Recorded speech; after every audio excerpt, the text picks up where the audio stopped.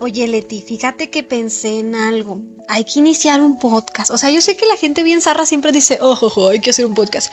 Pero de verdad nosotras podríamos hacer un podcast. Pues, de que se puede, se puede. Creo que desde aquí sí te... Ok. Hay que darle tiempo a la grabación. Hola, nos encontramos el día de hoy en su podcast de confianza, Las de la Círcula.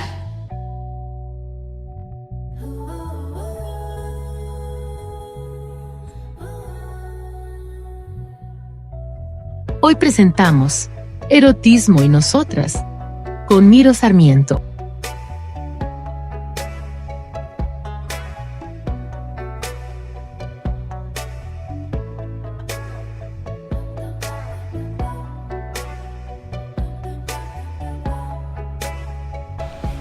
Buenos días.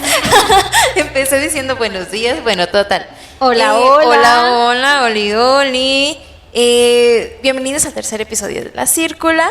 El día de hoy, pues, les saluda Dani. Hola, aquí. Les saluda Leti y una persona muy especial que está el día de hoy con nosotros. ¿La presentamos de una vez? Muy bien, Miro Sarmiento. Hola. Aplausos. Aplausos. Buenas tardes. Estamos muy emocionadas porque el tema de hoy es un poquito, bueno, seguimos en este rollo de lo que investigamos las miembros de la Círcula. Ahorita estamos con, revisando qué es lo que Miro se investiga, que tiene que ver sobre el erotismo. Pero antes le voy a hacer una breve presentación. Bueno, Miroslava Sarmiento es militante en la Círcula. Es una persona no binaria, actualmente tesista de la licenciatura en Letras en la Universidad Autónoma de Zacatecas y estudia el erotismo desde la teoría de los imaginarios sociales. Pasa sus días escribiendo narrativa y prosa, ama la Argentina y escucha rock indie alternativo del Cono Sur. Yo creo que no hace falta explayarnos un poco más en esto porque con eso suena bomba, ¿no? A mí me parece genial esa presentación tan chiquita pero contundente. Y bueno, pues ¿cómo te sientes, Miros, el día de hoy acompañándonos? Bueno, me siento muy bien, estoy muy emocionada por estar aquí con ustedes y compartir un poquito de lo que siempre hablamos, la verdad, somos muy parlanchinas entre todas. Y bueno, gracias por la invitación, gracias por el espacio y gracias a ustedes por escuchar. Bueno, nos da un montón de curiosidad. Sobre el tema hay un montón de preguntas. Leti, ¿quieres empezar preguntándole introducción, algo? No, pues nada más que nos empieces a hablar de tu tema, de lo que va tu tema de tesis, que hasta donde sé todavía no lo acabas. Sí, bueno, creo que cualquier tesista en proceso de titulación, de escritura de tesis, me va a comprender. Es un tema delicado. Por ahí hay un dicho que dice, los tiempos de la tesis son perfectos. Bueno, creo que no va así, pero Yo creo que aplica. Bueno, mi tema de tesis, que en realidad es un pequeño escalafón a lo que yo me quiero dedicar, la meca en donde yo quiero pasar mis días leyendo, y es sobre el erotismo. Yo analizo el erotismo desde una teoría sociológica que se llama la teoría de los imaginarios sociales. Básicamente esta teoría argumenta que todo lo que conocemos por realidad es una construcción de significados que son tan consolidados a través del tiempo por una cuestión de identidad colectiva, y que es tan difícil salir de estos significados precisamente porque somos demasiados y hemos sido muchísimos a lo largo de la historia, y es un poco imposible que de la noche a la mañana un significado deje de tener peso y representación. Yo lo tomo desde el erotismo porque creo que es un tema, un aspecto de la vida cotidiana que la gente por ahí lo deja de lado porque es tan personal, entre comillas, que no lo tocamos. Decimos, bueno, cada quien lo que le guste, cuando lo privado es colectivo y lo colectivo es privado. Impresionante. Bueno, queremos preguntarte, ¿de dónde sale tu tema? ¿Cuándo decides, recuerdas ese momento cumbre en el que tú dices, a mí me gusta esto, yo quiero analizar esto? Bueno, fue en cuarto semestre de la universidad.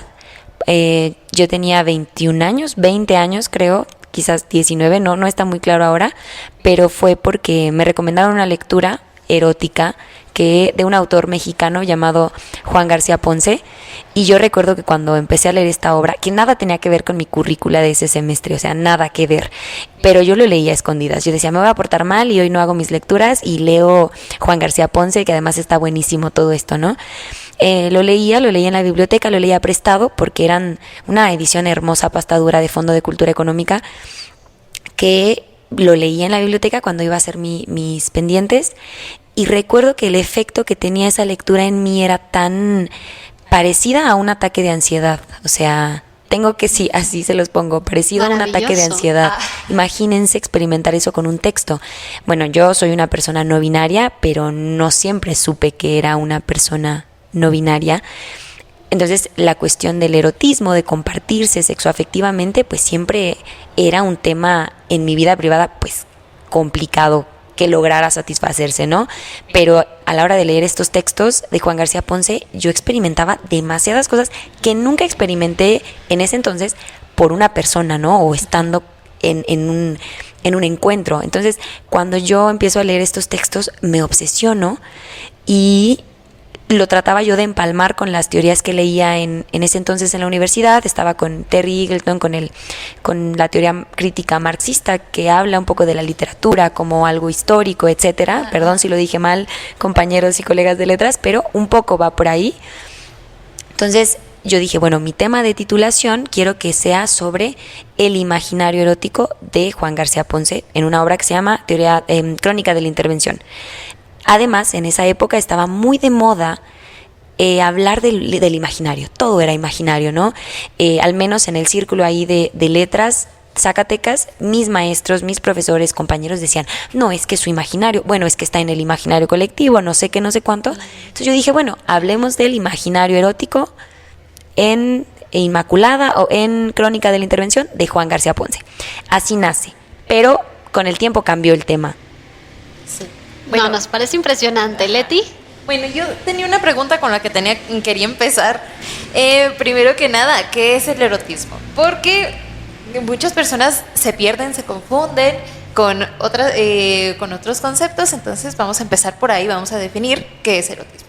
No, y toda la razón, Leti, no voy a decir nombres, pero una vez hablando de mi tema de tesis me dijeron, yo no entiendo la diferencia entre erotismo y pornografía. Y yo dije, por eso tengo que escribir esto, Dios mío. por eso no encuentras el clítoris. Por eso no encuentras el clítoris, efectivamente. Bueno, el erotismo, yo les voy a dar una definición más que técnica, más que científica o sistemática, porque eso es muy importante reconocer. Todos los términos y las definiciones y acepciones que conocemos son sobre todo sistemáticas, o sea, ayudan a definir una realidad estructurada, pero estructurada de una forma perversa porque no es arbitrario, no todo es arbitrario.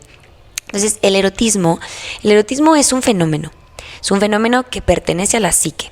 O sea, nosotros poseemos pulsiones de todo tipo, pulsión de vida, pulsión de muerte, y tenemos una pulsión sexual. O sea, desde una teoría joven del psicoanálisis, pues la pulsión sexual es equivalente a la pulsión erótica, cuando son cosas separadas hablar de quiero reproducirme a deseo ser tocado, ¿no? Entonces el erotismo explora de una forma más detallada, más sutil, pero también más sensible, más derivada a los sentidos, todo lo que experimentas, pero sobre todo que esté vinculado con la satisfacción, con el placer, lo que no tenga un fin en sí mismo. Por eso separamos lo que es la pulsión sexual de la pulsión erótica, porque la pulsión sexual es estoy ovulando y necesito procrear. La pulsión erótica es ¿por qué me gusta la nariz de este sujeto? ¿Por qué me gusta su pelo? ¿Por qué me gusta el performance de su identidad? ¿Me explico? Entonces el erotismo va por esa línea. No, totalmente. Me hace acordarme cuando decimos, ay, es que ese tipo huele delicioso. ¿Qué onda, no? Que te acercas y dices, güey, ¿cómo un olor puede incitarte a tantas cosas? Puede provocar en ti, inclusive la rememoración de momentos, ¿no? Que digo, en cierto momento este aroma me recuerda a tal dificultad de complejidad, o no sé cómo explicarlo, en movimientos, en sensaciones, en algo, pero te hace acordarte algo. Entonces, y cuéntanos, ¿cómo fue que se fue delineando tu tema? Bueno, lo voy a confesar.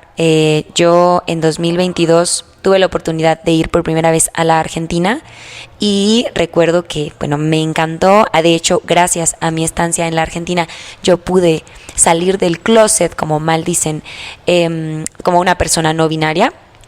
Precisamente porque las teorías queer, al menos en ese entonces, estaban a tope y la gente tenía una expresión de identidad tan libre, deliberada, tan maravillosa, que cuando vuelvo de la Argentina y vuelvo a México y necesito delimitar mi tema de tesis, a mí me dicen, no vas a poder hacer tu tesis de la obra de Juan García Ponce porque son 1600 páginas. Ese es un detalle de crónica de la intervención. Son 1600 páginas de puro placer. No se crean, no está como tal. No. Es muy funable Juan García Ponce. Ahora sé que es muy funable ese señor. Pero cuando no me aprueban la primera propuesta de tesis, yo necesito pues reformular. Entonces dije, bueno, necesito un tema de tesis que pueda justificar mi regreso a la Argentina y que también tenga que ver con esto, ¿no? Y yo había leído una novela argentina, bueno, de una escritora argentina, Samantha Schweblin, que se llama Kentuckys. Y decidí que iba a ser el imaginario erótico femenino en Kentuckys de Samantha Schweblin. No, impresionante. Bueno, nosotras leímos Kentuckys. Leti y yo y la círcula completita leímos Kentuckys. Una cosa tremenda ese texto y totalmente recomendado. Y es que, bueno, también mencionas sobre la Argentina. Yo creo que era el espacio propicio para realizar esta investigación.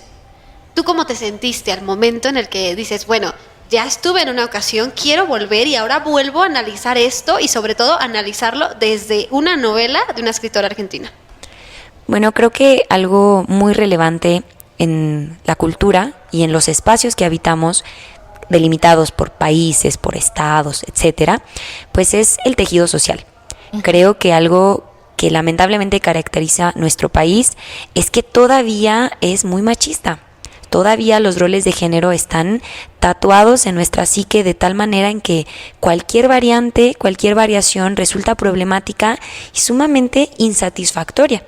Entonces, el estar en la Argentina, el habitar por mucho tiempo, bueno, fueron 14 meses, pero habitar y hacer de ese espacio una cotidianidad, a mí me hizo dar mucho más clic con mi tema de tesis. O sea, si nosotros buscamos analizar cualquier tema desde un espacio de forma inamovible, es decir, me voy a quedar aquí y desde aquí voy a analizar esto, bueno, no es que esté mal, pero también es bueno moverse para ver desde los distintos ángulos el fenómeno que estás analizando, no es como un prisma.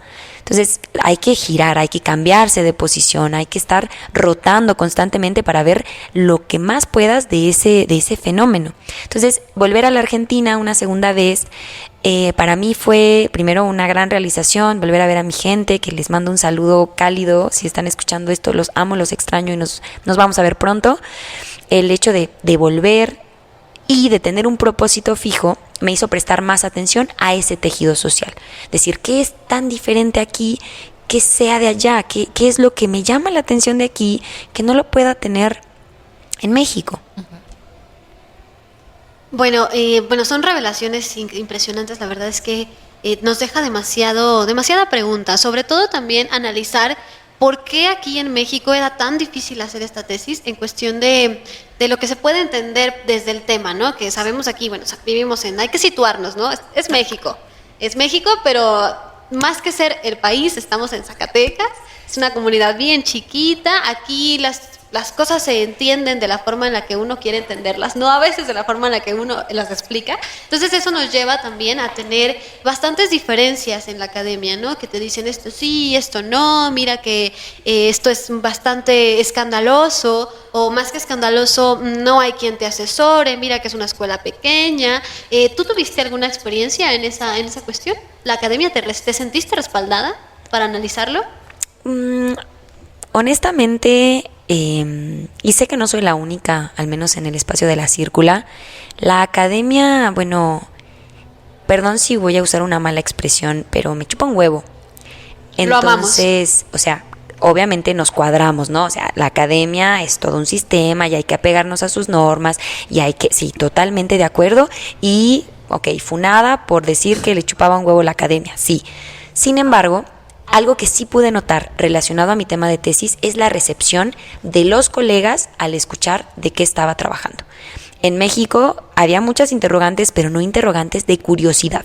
Eran interrogantes de ¿por qué quieres investigar eso? O sea, sí, pero eso no es de letras. O sea, pero eso, ¿para qué estudias eso? O sea, no hay necesidad. Es que eso es íntimo, es que eso es privado, es que eso es de cada quien. O sea, ¿por qué lo quieres tratar? Y más, ¿por qué te quieres titular hablando de eso?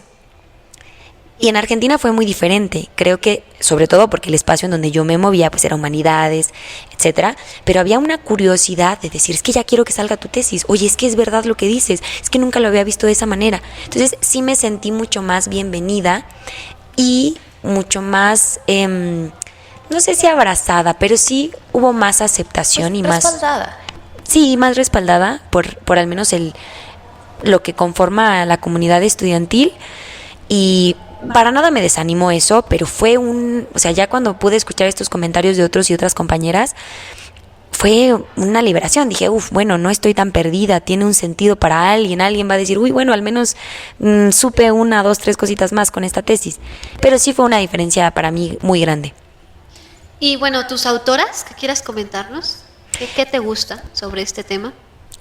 Bueno, yo sé que es muy controversial Judith Butler, pero a mí me parece hasta ahora, quien tenga más recomendaciones, bueno, bienvenidas son, pero hasta ahora creo que Judith Butler se dio el tiempo, invirtió toda su energía cerebral, toda su materia gris en poder articular una teoría del género. El género en disputa es una obra que, si bien no he podido concluirla, cada que la leo y la revisito es sumamente enriquecedora. O sea, creo que Judith Butler, tanto para criticarla como para seguirla, debe ser una autora de cabecera, en mi opinión. Marcela Lagarde de los Ríos, también antropóloga mexicana. O sea, a mí siempre me vuela los sesos pensar y recordar que su tesis de los cautiverios de las mujeres fue escrita en los 80s y todavía cuando la lees en la actualidad es tan vigente, es tan pertinente. Es un poco vergonzoso, ¿no? Porque no hemos hecho nada, parece que no hemos cambiado en nada, pero es muy reveladora. Entonces es Judith Butler, Marcela Lagarde de los Ríos. Me gusta mucho Sayak Valencia porque creo que toma el término de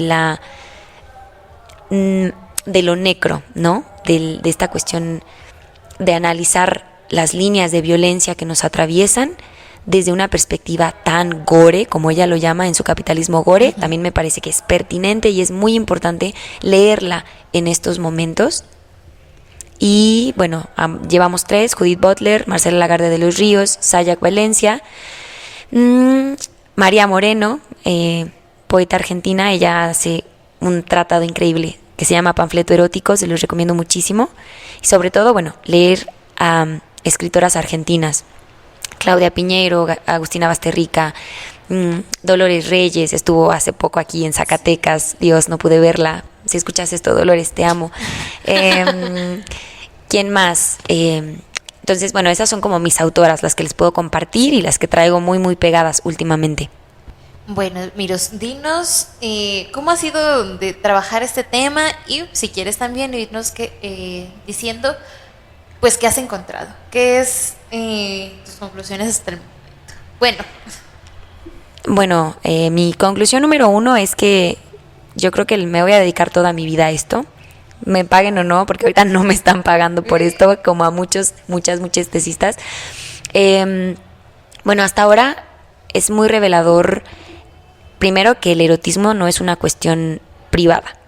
O sea, que lo que yo entiendo por imaginario erótico, lo que trato de argumentar como lo que es el imaginario erótico, pues es algo que nos atraviesa colectivamente y que hay unas líneas íntimamente ligadas al sistema capitalista y sobre todo al sistema patriarcal, que son así como que siameses, que son como estas, no sé, están pegaditos siempre de la mano y que son mejores amigos por siempre y para siempre. Yo los llamaría sanguijuelas, pero son bueno, pero nunca se chupan entre ellos, no. Nomás nos chupan a nosotros, tipo nos quitan hasta las ganas de querer matarnos, o sea, de verdad nos sacan todo. Y que el erotismo está íntimamente ligado con la psique y que la psique también puede ser estudiada desde las humanidades y desde las teorías sociales. O sea, creo que sé que muchas de nosotros tenemos al psicoanálisis en un lugar pues bastante negativo, en un lugar, no sé, muy cerca del bote de la basura, y no los cuestiono por eso, porque la forma en la que se ha interpretado el psicoanálisis y los aportes que hizo Freud, bueno, si dices, wow, qué padre para tu época, ¿no? Qué chingón. Pero ahorita no estoy frustrada por no tener pito, eso te lo puedo asegurar. Entonces, bueno, como siempre, ¿no? Contextualizar. Pero creo que el psicoanálisis, poder revisitar las ciencias sociales e incluir al psicoanálisis como una disciplina que se puede criticar desde las ciencias sociales, también ha sido un descubrimiento de este trabajo de investigación, al menos un descubrimiento personal. O sea, dejé de satanizar el psicoanálisis, por ejemplo. Bueno, Miros, y hablando un poquito de la relación de Kentuckys con el erotismo, ¿qué encuentras en la novela? Bueno, porque la leímos, sabemos lo que podemos encontrar, pero nos gustaría que la audiencia también se anime a leer este texto y sobre todo a que lo interpreten. Les damos una premisa chiquitita. Kentuckys, bueno, es un poquito distópico, me corregirá Miro si cree prudente, pero pues básicamente son unos animalitos que son como unos juguetitos, como los tamagotchis, y bueno, la diferencia aquí es que tú puedes decidir si adquieres el monito como tal, que tiene rueditas y tiene una camarita integrada para que te acompañe en tu día a día, o si adquieres una especie de clave para poder manejar el Kentucky. Entonces eso te permitiría observar lo que la otra persona que tiene el animalito físico hace en su día a día. Y bueno, es un aparatito electrónico que se vuelve un boom, y la novela explora cómo inciden estos animalitos en varias partes del mundo, en distintas edades, en distintos contextos. Entonces, bueno, no es mi intención para nada como corregirte en absoluto. O sea, creo que mucha gente piensa que Kentucky es distópico porque dice, wow, qué realidad tan ajena, ¿no? Tan extraña y tan del futuro. Bueno, lo cierto es que no está muy alejado del mañana. O sea, creo que es muy presente. O sea, el Kentucky básicamente es un Tamagotchi para adultos, porque son los adultos quienes juegan con él. O sea, es lo más cercano que tienen a un juguetito con el que interactúan. Creo que la relación que yo encontré entre el erotismo y Kentucky de Samantha Schweblin es que, bueno, y voy a tomar prestado un término de Rosy Braidotti, que es el cibercuerpo, ¿no? El ciberfeminismo. Cuando hablamos de estos cuerpos que son expuestos desde la virtualidad, en Kentucky se está muy presente porque se exploran, se analizan y vives como lector, lectora, lectore, las tensiones sociales de las relaciones sociales, pero entre cibercuerpos y cuerpos físicos. Cuando yo empiezo a armar el proyecto de tesis para mi trabajo, pues encuentro varios textos, varios papers en donde se habla del voyerismo en Kentucky de Samantha Schweblin. Eso me llamó mucho la atención porque dije, ¿dónde está lo voyerista? ¿No? Bueno, para quien no lo sepa, el voyerismo es esta fijación por ver y ser visto. O sea, es una fijación que atañe a las pulsiones sexuales y eróticas. O sea, me prende, me da algo, me pone en algún sentido ver o ser visto. Sobre todo ver y que no sepan que estoy viendo. Entonces eso aparentemente a algunas personas encontraron que había voyerismo en Kentucky. Entonces yo dije, bueno, ¿por qué? Cuando yo sigo explorando la novela, digo, ok, si hay una tensión, si hay ahí un ruidito de estar viendo algo que no debes. Claro, porque en la trama es un Tamagotchi en donde no lo puedes apagar, o lo apagas, pero es descontinuarlo y que esté ahí inmóvil. Para que siga en funcionamiento tiene que estar viendo. Entonces es una figurita controlada por un extrañe que no sabes de dónde viene, no sabes dónde está, pero sabes que te está viendo.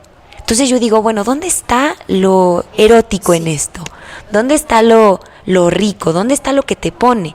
Entonces eso me empezaba a hacer cada vez más ruido, decir, ¿por qué estamos programados, programadas, programades para que cuestiones que deberían asustarnos, que deberían alarmarnos, nos parezcan eróticas, nos parezcan excitantes? Entonces yo ahí encontré una tensión interesante, porque además en la novela, por favor léanla si pueden, es un viaje de ida.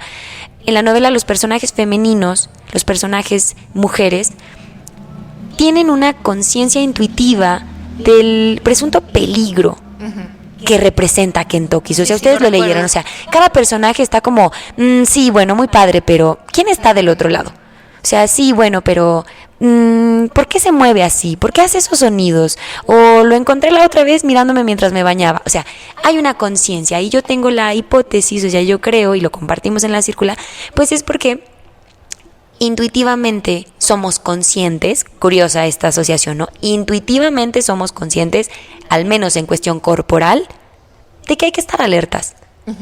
Y yo creo que en el área de lo erótico no es la excepción. Y ahí no creo que sea coincidencia. O sea, sentirnos expuestas, sentirnos vulnerables, sentirnos en peligro, porque está relacionado con el placer en nuestra actualidad o en nuestra contemporaneidad. No, claro, recuerdo también que en la novela hay algunos personajes, como lo mencionas, que sí están como que un poquito renuentes a aceptar que ya anda esa cosita por ahí dando vueltas. Por ejemplo, me acuerdo no recuerdo exactamente el nombre de los personajes, pero hay como una familia que están enfrentando la separación de estos padres, y al chiquito le regalan el juguetito y la mamá está como de, güey, como, ¿por qué haces eso? O sea, no sabes quién está atrás, está muy chiquito para tener un juguete de este estilo. También recuerdo pues que hay diferencias de edades entre los personajes. Por ejemplo, hay una señora que ya es un poco grande y como que también le batalla un poquito a la tecnología, pero ella tiene un sentido de cuidado con la chica que está viendo, o sea, la chica que tiene el animalito porque ella tiene el acceso y está así como que, ay, Dios mío, no ha regresado, ¿a qué hora volverá? Ya es momento de que me muestre la ciudad, ¿por qué no me ha sacado el día de hoy? Ay, veo a este chico que trajo hurgar en sus cosas, como que, ¿cómo le aviso? Hay un sentido ahí de alerta. Y bueno, también otra cosa que nos gustaría preguntarte, Miros, es ¿por qué esta novela y no otra? Sí, bueno, nos parece que tú tienes un montón de herramientas para abordar el erotismo en distintos textos, pero ¿qué te trajo a Kentucky? Bueno, ahí entra la cuestión de la Argentina. Samantha Schweblin es una escritora argentina y es una escritora que, según algunos teóricos, en específico Elsa Duklarov, en su novela Los prisioneros de la torre, Elsa Duklarov analiza una generación de argentinos, argentinas, de escritores y escritoras que nacen durante la dictadura y después de la dictadura. Ellas los llama la generación de la postdictadura. Y ella sostiene que todos estos escritoras y escritores son generación de la postdictadura porque no tienen conciencia ciudadana cuando ocurre el proceso de reorganización social, alias la dictadura cívico-militar de Argentina de 1976 a 1983, me parece. Corríjanme si estoy mal en las fechas, por favor.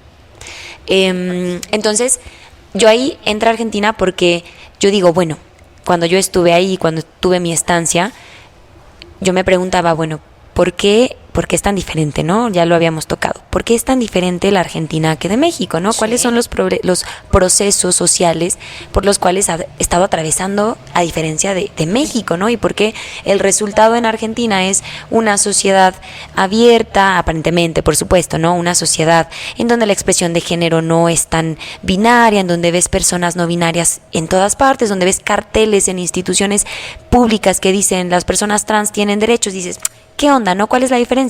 Entonces yo ahí me entré a Kentucky porque quería analizar también estos procesos del tejido social y que diferenciaban a estos autores, ¿no? De por qué lograban, al menos por qué Samantha Schweblin lograba armar una trama tan sutil pero también tan crítica en relación de la tecnología, ¿no? Por ejemplo, porque como bien dices, Dania, en Kentucky no hay una diferencia de edad, o sea, no hay una restricción. Las tensiones y las relaciones, entre comillas, sociales que se establecen no tienen ningún tipo de ética, por así decirlo. O sea, está totalmente expuesto todo. Un niño de 5 años puede estar en contacto de un señor de 55. O sea, no hay ningún tipo de mediación. Y eso es algo que pasa en la actualidad. O sea, no sabemos quién nos está escuchando, qué corporación nos está escuchando desde nuestros teléfonos, desde nuestra computadora. O sea, no sabemos tampoco a quién le estamos pasando nuestros datos personales. Eso cuando te ponen a aceptar todas las cookies y tú, bueno, acepto todas las cookies. ¿Sí me explico? O sea, creo que eso fue lo que me llamó la atención de la obra. Dije, creo que es una novela en donde yo puedo explorar todo eso que me llama la atención del contexto en el que cohabité y del contexto que me afectó tanto individualmente. Ay, hablas con tanto cariño de ese momento en el que conociste un mundo distinto al de México. Bueno, un mundo distinto a lo mejor es demasiado, una expresión muy grande, pero parece que fue una época que te llevó a descubrir un montón de cosas. Yo creo que también a nivel personal, pero acá se demuestra bastante en el nivel interpretativo de las cosas. Bueno, esta ya es una pregunta que se desborda un poco del tema, pero ¿cómo fue tu experiencia como estudiante en Argentina después de cohabitar en un montón de tiempo, pues casi toda tu vida en México? Bueno, voy a recuperar una frase que me dijiste tú, porque me pareció clave también para politizar. Eso es muy importante, hay que politizar nuestras experiencias. O sea, no podemos ser turistas de la vida, no podemos decir, excelente experiencia, Dios te la recomiendo. Hay que politizar cada cosa que vivimos. ¿Por qué? Porque estamos viviendo estructuras específicas. Entonces, esta frase que me dijo Dania cuando vivimos juntas en Argentina en 2023, me cambió mi perspectiva porque, como lo comento, me ayudó a politizar mi experiencia, tanto la de 2022 como la de 2023. Y es que Dania me dijo, claro que te sientes cómoda en Argentina, claro que te gusta, porque eres blanca entre blancos. Y eso, wow, primero un conflicto, ¿no? Conflicto porque dices, oye, pero yo qué te hice, ahora resulta que racismo a la inversa. No, eso no existe, gente, eso no existe racismo a la inversa. Eso me voló los sesos en todas las formas posibles, porque dije, claro, es verdad.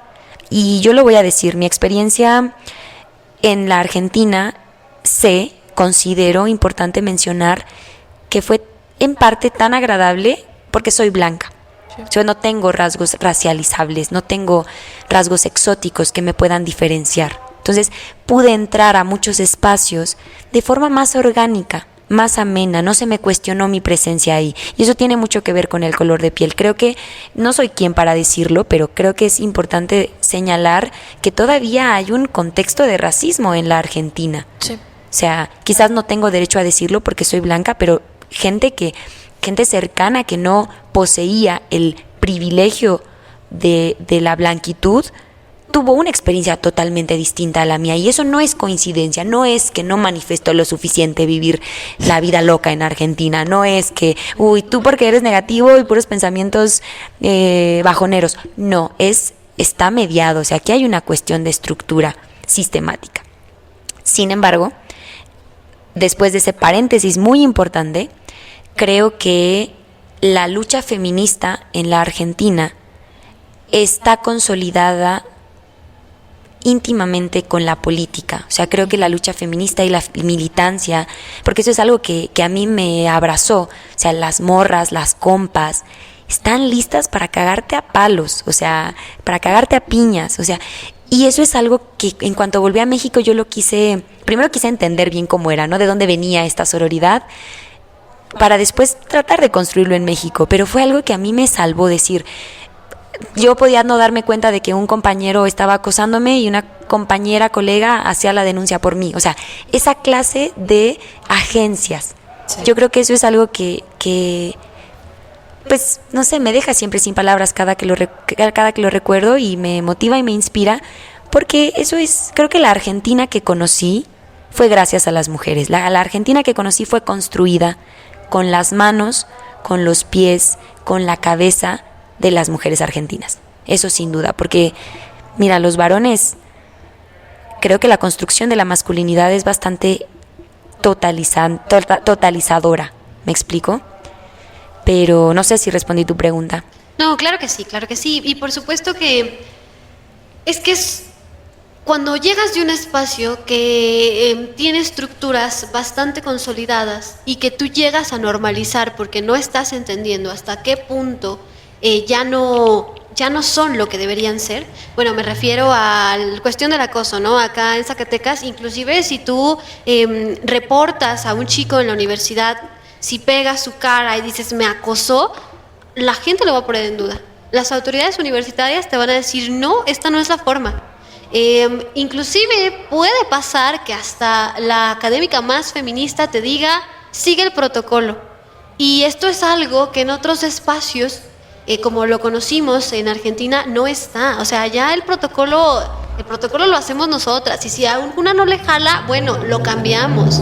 Y si a la otra no cumple con lo que necesita, se vuelve a reformar, y eso está en constante dinamismo. Entonces también eso es súper importante, el hecho de que llegamos a un país a vivir juntas, a conocer esto juntas, a estudiar casi en su totalidad temas sobre género, que también es otra cosa. Yo acá había tomado una sola materia enfocada al género, cuando allá tuve que elegir entre, eran como 20 materias distintas. Entonces yo decía, bueno, claro que esto tiene que haber un cambio, que también, bueno, no lo vamos a glorificar, pero bueno, una de mis perspectivas fue en una de las materias que no había chicos. O sea, el salón, feminismos latinoamericanos, estaba lleno, no cabía una chica más, pero éramos todas mujeres. Entonces dices, también acá hay un tema, también acá hay un caso. Y claro, por supuesto, hay una constante racialización, también se vive, hay varias aristas, ¿no? Por ejemplo, el exotismo, que es algo que las mujeres que tenemos rasgos distintos vivimos en estos países demasiado homogeneizados hacia la blanquitud, hacia la extrema delgadez, hacia pues este estereotipo, ¿no? De lo que significa ser la mujer argentina. Y sobre todo Europa, porque eso es algo que también estuvo muy presente, ¿no? O sea, todo el tiempo hay una glorificación a Europa, ¿no? O sea, ese orgullo de decir, es que yo soy mitad italiano, que yo soy mitad francés, es que mi apellido es inglés. Es como que, qué padre, gracias por compartirlo. Sí. ¿Y luego qué? O sea, ahí también hay un tema, o sea, como bien dice Dania, no lo vamos a glorificar. Creo que cometí ya ese error al principio. Creo que mucha gente me conoció amando a la Argentina y diciéndome, ay, te hubieras quedado allá. Bueno, gente, es complicado, pero pues hay muchos temas. Latinoamérica, toda Latinoamérica tiene una huella colonial, una herida colonial tremenda, que hay que sanar colectivamente, gente. O sea, y no lo vamos a hacer sentados pensando en nuestras vacaciones en Europa, no va a pasar eso así, o sea, o glorificando a Europa, o diciendo, ay, es que porque no somos primer mundo. No, tenemos una herida colonial y eso hay que sanarlo colectivamente. Quería preguntar, para las personas que no lo sepan, ¿qué es el militar? ¿Qué es la militancia? ¿Y cómo podemos entenderlo de manera sencilla? Bueno, la militancia es una práctica teórica. Para mí, en mi opinión, es una práctica teórica ligada a la política.